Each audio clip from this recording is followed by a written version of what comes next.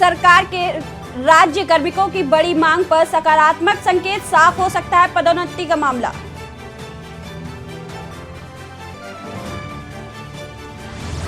जोशीमठ में बीकेटीसी ने मदद को दिए 5 लाख रुपए। मुख्यमंत्री ने अध्यक्ष अजेंद्र को बनाया विशेष प्रतिनिधि। मौनी अमावस्या पर लाखों श्रद्धालुओं ने किया स्नान। हरिद्वार में भोर से लगी आस्था की डुबकी।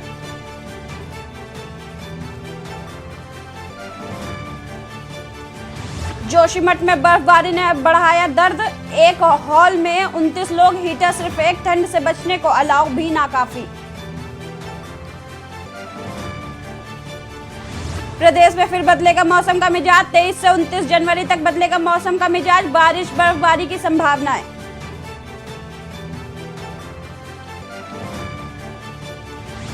बद्रीनाथ की राह में बाधा बन सकता है धंसता हाईवे। सरकार के लिए बड़ी चुनौती है मरम्मत का काम।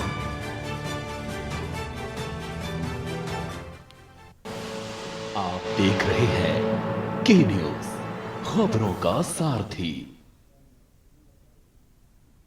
नमस्कार, खबर उत्तराखंड में आप सभी का स्वागत है। मैं सपना झा। बढ़ते हैं खबरों की ओर। मुख्यमंत्री पुष्कर सिंह धामी ने कहा कि हमें इकोलॉजी एवं इकोनॉमी में समन्वय बनाकर आगे बढ़ना है। विकास कार्यों के साथ ही पर्यावरण संरक्षण के साथ आगे बढ़ना है। पर्यावरण संरक्षण के कार्य के साथ ही लोगों को इसके प्रति जागरूक करने की वन विभाग की बड़ी जिम्मेदारी है। मुख्यमंत्री ने कहा कि मसूरी में आयोजित चिंतन शिविर में वन विभाग को राज्य में बंदरों एवं अन्य जंगली जानवरों से फसलों को होने वाले नुकसान को बचाने के लिए व्यापक कार्य योजना बनाने को कहा गया था। उन्होंने आशा व्यक्त की इस दिशा में विभाग द्वारा तेजी से प्रयास किए जा रहे हैं। उन्होंने कहा कि वनों के माध्यम से लोगों की आजीविका जोड़ने पर विशेष ध्यान दिया जाएगा।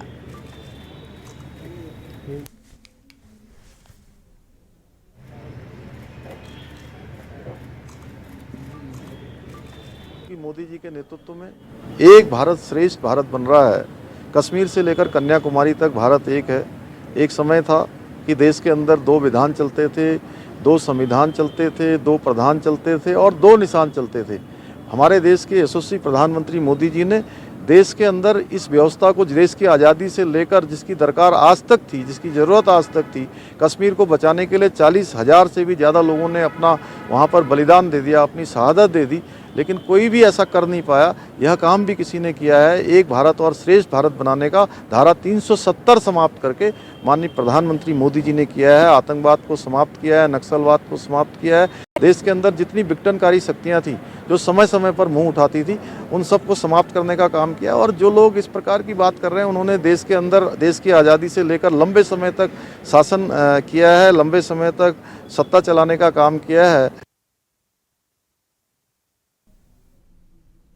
ऋषिकेश के गंगा रिजॉर्ट में उत्तराखंड के स्वास्थ्य मंत्री धन सिंह रावत ने ईट राइट मिलेट मेले का शुभारंभ किया, जिसमें राज्य सरकार ने पीएम मोदी के सपने को साकार करने के लिए मोटे अनाज को उत्तराखंड में भी प्रमोट करना शुरू कर दिया है, जिसमें यहाँ के फेमस होटल और रेस्टोरेंट अपना सहयोग कर रहे हैं। धन सिंह रावत ने कहा कि हमने किसानों को फायदा देने के लिए मोटे अनाज मंडवे का समर्थन मूल्य 37.50 रुपए घोषित किया है, जिससे किसानों के साथ आम जनता को फायदा मिल सके।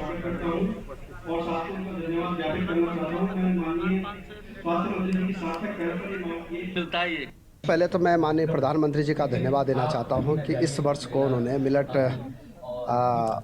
वर्ष के रूप में घोषित करने का निर्णय किया है। और हम भी अपने प्रदेश में आपने देखा होगा कि पहली बार हमने मंडवे का 37.5 रुपये जो है एक पर किलो के हिसाब से समर्थन मूल्य घोषित किया है। और पूरे प्रदेश में हमारा विभाग जो है 4-5 जिलों में मिलेट मेले लगा रहे हैं। आज हमारा यहाँ पे कार्यक्रम हो रहा है ऋषिकेश और बिलकुमुनी की रेती में। आप देख ही रहे कि बहुत अच्छा कार्यक्रम यहाँ पे चल रहा है। 2024 की तैयारियों में भाजपा अभी से जुट गई है। हाल ही में भाजपा संगठन द्वारा जिला अध्यक्षों की नियुक्ति के बाद मंडल अध्यक्षों के नामों की घोषणा की गई। इन नए मंडल अध्यक्षों का हरिद्वार के जगजीतपुर स्थित भाजपा कार्यालय में सम्मान किया गया। कार्यक्रम में स्थानीय सांसद डॉक्टर रमेश पोखरियाल निशंक पहुंचे। जिन्होंने भाजपाइयों को केंद्र और राज्य की सरकारों की जन कल्याणकारी योजनाओं को जनता के बीच ले जाने की बात कही। सांसद रमेश पोखरियाल निशंक का कहना है कि नई मंडल अध्यक्षों का आज सम्मान किया गया है। लोगों में काफी उत्साह देखने को मिल रहा है। आगामी निकाय चुनाव और 2024 के चुनाव में बीजेपी की जीत होगी। इनका कहना है कि देश ने तो पहले ही अपना निर्णय लिया हुआ है कि मोदी के नेतृत्व में अगली सरकार भी बनी है।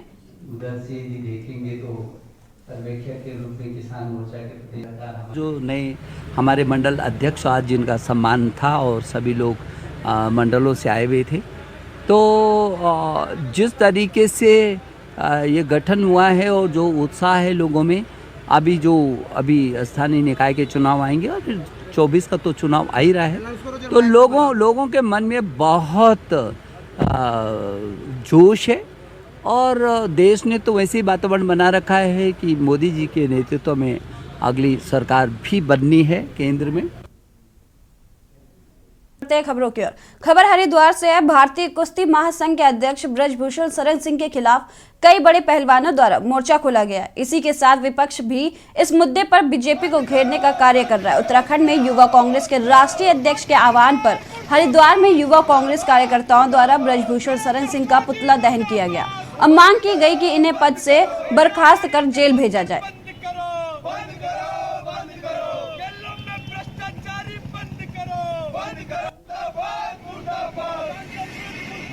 देखिए, हमारी मांगे यही है, जो ब्रजभूषण शरण सिंह है इनको बर्खास्त किया जाए और इनको जेल भेजा जाए। जो इनके दिमाग में गलत चीजें भरी हुई हैं इनको निकाला जाए।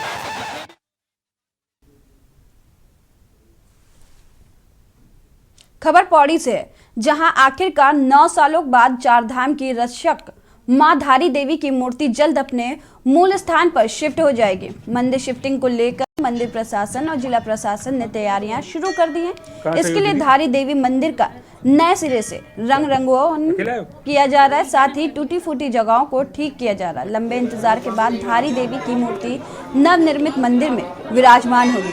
मंदिर के पुजारी ने शिफ्टिंग के लिए 28 जनवरी का दिन तय किया है। पुजारी न्यास ने क्षेत्रीय विधायक और कैबिनेट मंत्री डॉक्टर धन सिंह रावत को भी कार्यक्रम में शिरकत करने का न्योता दिया है।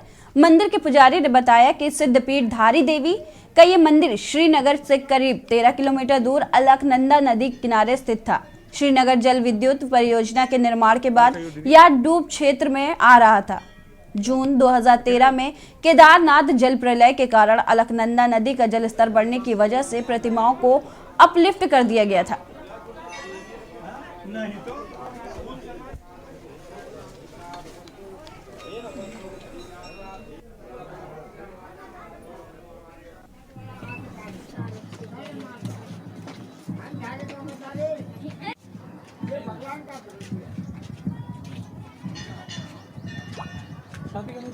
यहाँ पे शुरू हो जाएगा। ऐसा है, इसमें हम सतचंडी का विधान करेंगे।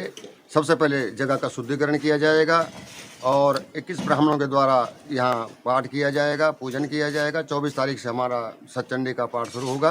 हालांकि 22 तारीख से ही प्रक्रिया शुरू हो जाएगी, लेकिन 24 तारीख से जो है बसंत पंचमी जो आती है, बसंत पंचमी दिन से हम लोग जो है सतचंडी का आयोजन करेंगे और ठीक अष्टमी को शनिवार को 28 तारीख को देवी को सुबह शुभ मुहूर्त में जो है स्थिर लगन में मां को यहाँ विराजमान किया जाएगा।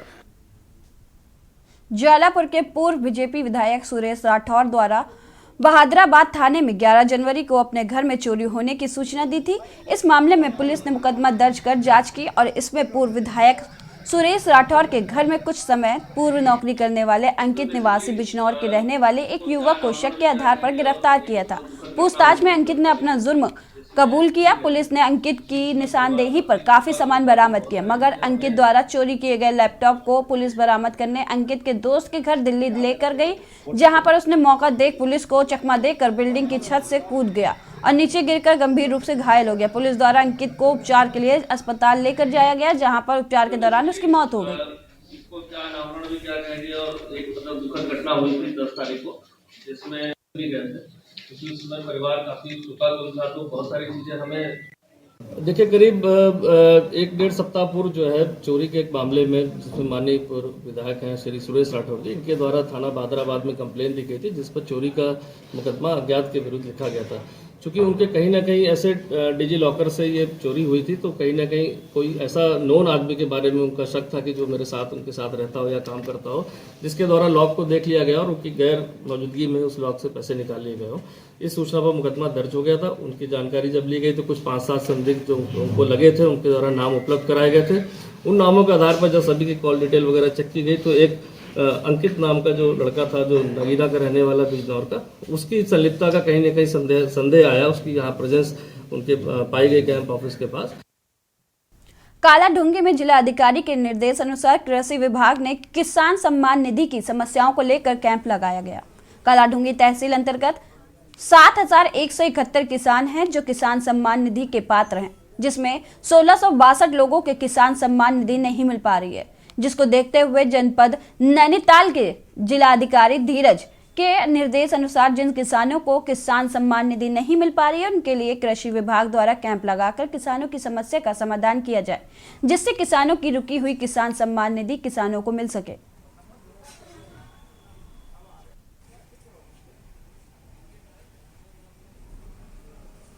साहब के निर्देशानुसार और ये हर न्याय पंचायत स्तर पर कैंप लगा करके किसान सम्मान निधि संबंधी प्रॉब्लम जिसके अकाउंट में आ रही है वो सॉल्व करने के लिए कैंप लगाए जा रहे हैं। इनकी रुक गई है, किसान पेंशन रुक गई है, या फिर उनके में प्रॉब्लम आ रही है, आधार से जो है अकाउंट लिंक नहीं है, या फिर भूमि का सत्यापन नहीं है, तो हमारे यहाँ इस उसमें 7,171 कालाढूंगी तहसील के ये खाता धारक हैं, जिसमें 1662 लोगों की प्रॉब्लम है और उसके प्रॉब्लम निस्तारण हेतु डीएम साहब के आदेशानुसार कैंप लगाया जाए। खबर सितारगंज से, जहां नगर पालिका परिषद अध्यक्ष हरीश दुबे राजकीय इंटर कॉलेज सितारगंज पहुंचे, जहां उन्होंने मिड डे मील भोजन का आनंद लिया। उनका कहना था कि भोजन माताओं द्वारा बच्चों के लिए काफी अच्छा भोजन बनाया जा रहा है, जिसके लिए मैं उनकी प्रशंसा करता हूं। साथ ही राजकीय इंटर कॉलेज के प्रधानाचार्य व स्टाफ का भी धन्यवाद करता हूं, जिनके द्वारा मिड डे मील भोजन का बड़ी व्यवस्था के साथ अच्छी तरह बच्चों को भोजन कर के खिलाया जा रहा है। वहीं उनका कहना था कि कुछ चावल की क्वालिटी निम्न है, जिसे सरकार और अच्छी क्वालिटी का चावल सरकारी स्कूलों में मिड डे मील के लिए भेजे, जिससे बच्चों को पौष्टिक आहार की कमी न रहे और बच्चों को अच्छा भोजन मिल सके। उनके द्वारा भोजन भी बच्चों के साथ खाया गया और भोजन की प्रशंसा की गई।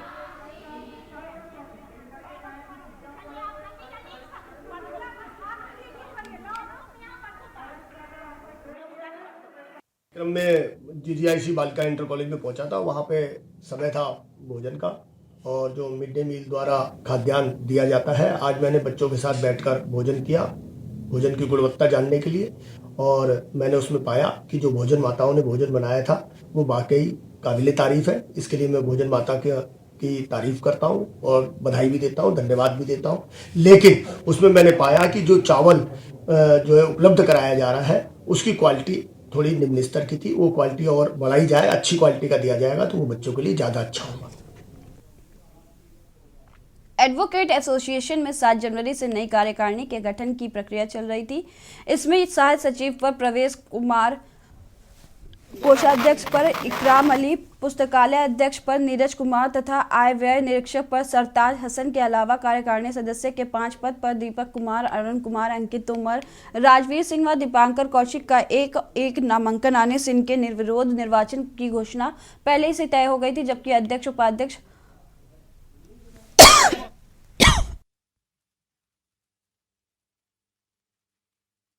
वादा किया था कि युवाओं के साथ जो भी मैंने वादे करके वो उसे पूरा करूंगा। सबसे पहले मेरी प्रायोरिटी यही है, अधिवक्ताओं के साथ रहूंगा, उनका जो भी काम होगा उसे पूरे तन मन धन से करूंगा। और युवा का अगर वही युवाओं ने मुझे बनाया है, 11 साल का जो मिथक था वो तोड़ दिया है और मैं अधिवक्ता के लिए ही समर्पित हूँ और इनके काम करूँगा तन मन धन से पूरे। मैं देखता हूँ कि जो मेरे सीनियर साथी हैं उन्होंने मुझे बहुत योगदान दिया है और मेरे जो युवा साथी हैं उन्होंने मुझे बहुत योगदान दिया है और मैं जो भविष्य में इनके साथ कंधे से कंधा मिला के चलूँगा और कभी आवश्यकता पड़ी तो मेरे जो सीनियर वक्ता हैं उनकी राय में के बाद ही निर्णय लिया जाएगा। चुनाव की जो प्रक्रिया थी ये कुछ समय से चल रही थी, जिसमें हमारे यहाँ मतदाता लिस्ट के मुताबिक 206 वोटर थे और 202 हमारे मत पड़े हैं और शांतिपूर्वक मतदान हुआ है। जिसमें अध्यक्ष पद पर विकास कुमार को 125 मत मिले हैं और स्वतंत्र कुमार जी को 73 मत मिले हैं और 52 मतों से श्री विकास कुमार जी विजयी घोषित हुए हैं। बढ़ते हैं खबरों की ओर। उत्तरायणी मेला 2023 को आकर्षण बनाने के लिए नगरपालिका बागेश्वर और जिला प्रशासन बागेश्वर द्वारा सरयू बगड़ में कुश्ती के दंगल का आयोजन पहली बार किया गया। सरयू बगड़ में आयोजित कुश्ती दंगल को भव्य मनोरंजक बनाने के लिए बागेश्वर जिले के उद्योगपति दिलीप सिंह खेतवाल को प्रायोजक और प्रोपराइटर बनाया गया। 2 दिन तक चलने वाली कुश्ती दंगल में उत्तराखंड, हिमाचल प्रदेश, उत्तर प्रदेश, राजस्थान, मध्य प्रदेश, हरियाणा, पंजाब राज्य के साथ नेपाल के कुल 20 पहलवान पहुंचे। आयोजक नगर पालिका परिषद बागेश्वर के अध्यक्ष सुरेश सिंह खेतवाल का कहना है कि 2023 के उपलक्ष्य पर उत्तरायणी मेले को भव्य बनाने के लिए कुछ प्रयोग हमारे द्वारा लगातार किए जा रहे हैं। उसी को देखते हुए कुश्ती दंगल का आयोजन कराया गया। वहीं जिलाधिकारी बागेश्वर अनुराधा पाल का कहना है कि नगर पालिका बागेश्वर के अध्यक्ष द्वारा पहली बार कुश्ती दंगल का आयोजन किया गया है।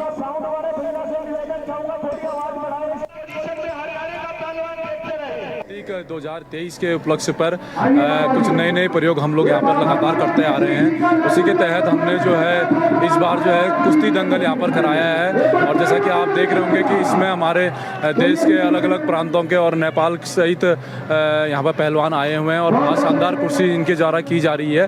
और ये जो है इसके सोच जो है मैंने वैसे 2020 में इसकी जो है करने की विचार था, पर लेकिन उस समय नहीं कर पाए थे। हमारे एक पहलवान है संजय दास जी जो हनुमानगढ़ी अयोध्या से हैं। में दंगल का आयोजन किया गया है। नगर पालिका अध्यक्ष सुरेश खेतवाल जी का ये आइडिया था और इनको जो प्रायोजित किया दिलीप खेतवाल जी ने, जो हमारे बागनाथ प्रेस के वो हैं। और अभी ये जो दंगल हो रहा है जिसमें बहुत सारे पहलवान आए हैं, सहारनपुर, हरियाणा, पंजाब, नेपाल के भी पहलवान देखने को मिले, हिमाचल के पहलवान हैं हमारे यहाँ, राजस्थान से पहलवान आए, ग्वालियर मध्य प्रदेश से पहलवान आए। मतलब आप देखेंगे कि नॉर्थ इंडिया के ऑलमोस्ट सारे स्टेट से यहाँ पहलवान आए हैं। खबर पौड़ी से है। संदिग्ध परिस्थितियों में नदी किनारे मृत मिले युवक की मौत का राज लक्ष्मण झूला थाना पुलिस ने राज खोल दिया है। पुलिस ने युवक की हत्या के आरोप में एक व्यक्ति को गिरफ्तार किया है, जिसने पुलिस की पूछताछ में पत्थर से युवक का सिर फोड़कर हत्या करने का जुर्म कबूल कर लिया है। कोर्ट के आदेश पर पुलिस ने आरोपी को जेल पहुंचा दिया है। पौड़ी के एसएसपी श्वेता चौबे के मुताबिक 13 जनवरी को यमकेश्वर स्थित ग्राम सिगड्डी में नदी किनारे प्यारे लाल संदिग्ध परिस्थितियों में मरा मिला था। 16 जनवरी को मृतक के भाई चमन लाल ने राजस्व पुलिस को घटना की जानकारी देकर हत्या की आशंका जताते हुए विक्रम सिंह पर शक जाहिर किया था। गंभीर मामला होने की वजह से राजस्व पुलिस ने 19 जनवरी को यह मामला रेगुलर पुलिस का हस्तांतरित कर दिया। एसएसपी श्वेता चौबे ने तत्काल मामले के खुलासे को लेकर लक्ष्मण झूला थाना प्रभारी विनोद गुसाई को निर्देशित किया है।